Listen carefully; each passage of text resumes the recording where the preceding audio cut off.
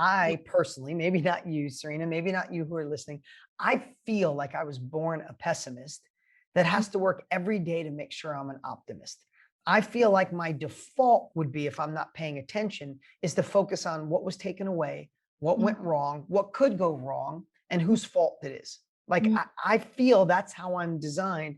And I have to be, and I know you've probably heard this before, but maybe hear it for the first time again today, right? I have to be consciously aware of where my focus is going and where my thoughts are going all the time, because my brain wants to tell me, oh, that could go wrong. Oh, that won't work. It's the wrong economy, wrong president, or, where the world's going, or someone to blame.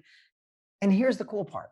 We always can focus on what we've lost. I mean, take COVID, for example. We can truly, without a doubt, every one of us could talk about what we've lost, what went wrong, how it created uncertainty in our life. But isn't it also available at the same time to focus on what gifts COVID gave us? That we had the time to self-reflect. We spent maybe a little more time home, and you like it. You see that more things can be done online, and we could actually thrive our businesses by really understanding online. That maybe you realize that what you were doing, even though it paid the bills, wasn't actually serving your soul, and it's time to give back and create a business. We can decide to focus on it. Listen, I'm going to give the silliest analogy in the world, and I'm sorry it's so fifth grade or maybe even I do third the grade. same type of thing. So Right? I love those type of analogies. But my dad, right? My dad, we all have our story. My dad was the youngest of 12, and he was physically and sexually abused. And he's told that publicly, or else I wouldn't say it. And it was hard. He got his teeth knocked out by his dad when he was in second grade, like crazy stuff. My dad never hit us, but he never got over that trauma. And he was very, like, he had a lot of anger built up into his inside until he was about 50. And I've been working with, he's 85. He's amazing. He's the best place of his life, but he went through a really tough time. It's why he was married and divorced a lot. It's why my mom left him when I was 3. But my dad, I want to give you an example, because I saw him have so much aggression. I saw my dad have a lot of conflict. I'm anti-conflict. I can't even watch boxing matches. I don't like MMA fighting. It doesn't serve me. I don't fight with people. I don't argue. I'd rather solve. I'd rather cure through empathy or compassion, or walk away. It's just who I am. I became the polar opposite. So for example, when I was a kid, if my dad got an fender bender, so same circumstance. I really want you to hear this. Right? Same circumstance. When people say, no, that's just reality. Is it reality?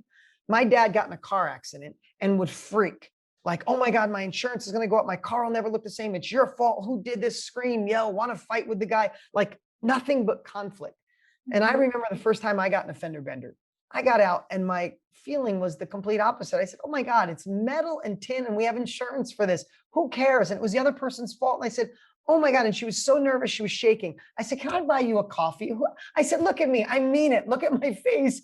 I don't care. It's a piece of metal and I pay insurance and I've been paying them for way too long. They owe me. I could use a better paint job.